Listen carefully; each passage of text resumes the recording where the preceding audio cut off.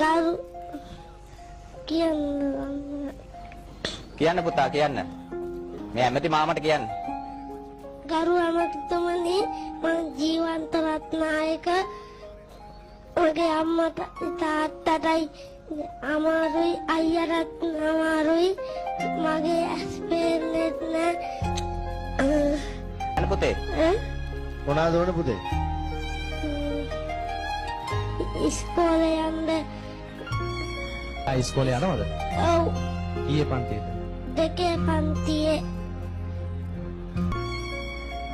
ඉස්කෝලේ ආසල දැන් කොහාටද යන්නේ ඉස්කෝලේ? අලුකොල්ලෑගම පළුගොල්ලයි. මොනවාද ඕන වාට? ඕනේ ඔයාගේ ඇහක් ඕනේ මට යා